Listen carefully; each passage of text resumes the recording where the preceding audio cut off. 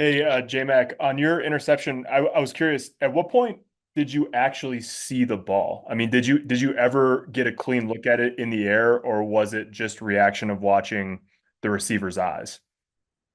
Yeah, it was more of a reaction of watching the receiver eyes.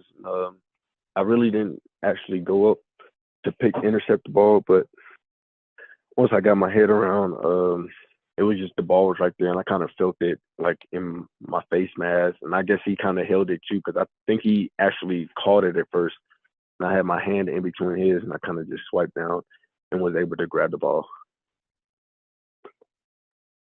Chris Thomason, The Gazette. Yeah, hey Jaquan, thanks for doing this call.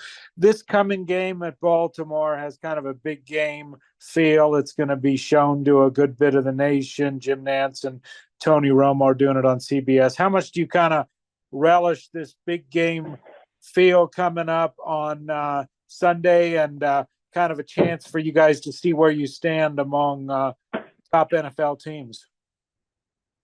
Yeah, just going to go about this week as a regular week. We're not going to make this game bigger than what it is, and treat it just like any other week. Obviously, they have a good team. Great, pretty good offense, pretty good defense. They play physical ball up there. They've been playing pretty good, so we're just gonna go this week just like any other week, and go give it our best, go play our game the best we can.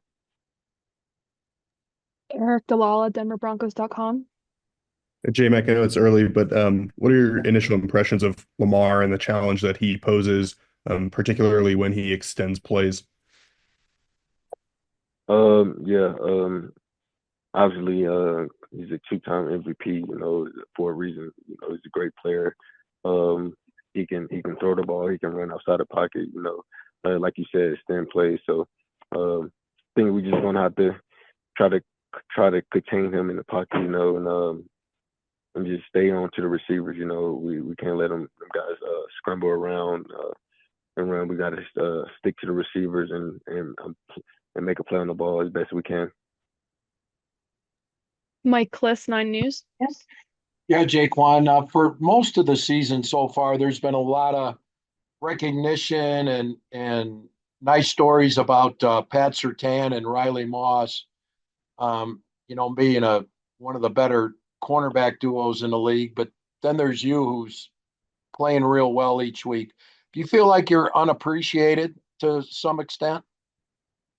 No, I just care about what goes on in this locker room, and I know the guys appreciate me and what I do, what I bring to the team. I love the guys. I love playing with this group. So I try not to really focus on with the outside noise and what's going on the outside.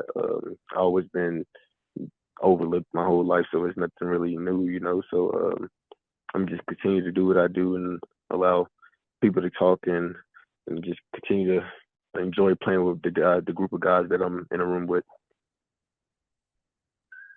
Zach Stevens, DNVR.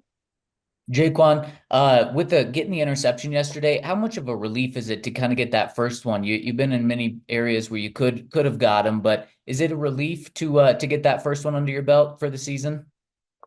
Oh yeah, for sure. Like I was telling some of the guys, it just felt like weights was off my shoulder. It was a big relief. My entire career, I've never went this long in a season without getting an interception. So I was ready for it. I wanted it, and I went up and got it, and I really enjoyed that moment. Chris Thomason, The Gazette. Oh, okay. Well, I got you here. I'm working on a story on Jordan Jackson. What do you kind of like about how much have you seen him kind of grow the last 2 years? I mean, last year he was on the practice squad, and this year he made the 53. And what do you kind of think of the improvement you've seen out of him? Man, it's crazy what a year can do. Improvement wise, and I was one of them guys that came on my rookie year, and I was on practice squad the whole year, and I got one game at the end of the season, and went into the off season, trained and got bigger and faster, and just wanted to work my way up and came into the next season and fought my way up the roster, and I just enjoy seeing that because that's where I came from, and just seeing him doing that, I'm very happy for him, and pray he can continue to grow in his game and continue to do what he's doing. Last question, Parker Gabriel. Hey, J-Mac, when you're playing a team that likes to run the ball and has a big physical back in Derrick Henry, and as the nickel guy, sometimes obviously if a team's playing more base, then you theoretically wouldn't be on the field as much. Do you try to talk your way into that this week, or I guess in general, how much pride do you take in being able to play against the run and against big physical teams that want to run the ball as much as play in the pass game? Right. Well, obviously, I'm a guy that wants to be out there and wants to compete, but at the same time, he have his guy. We have a base and we have a nickel. So, and them guys are doing a good job of stopping the run, and I'm willing to do whatever it takes to win. I don't really care about personal stats or whatever, or being on the field.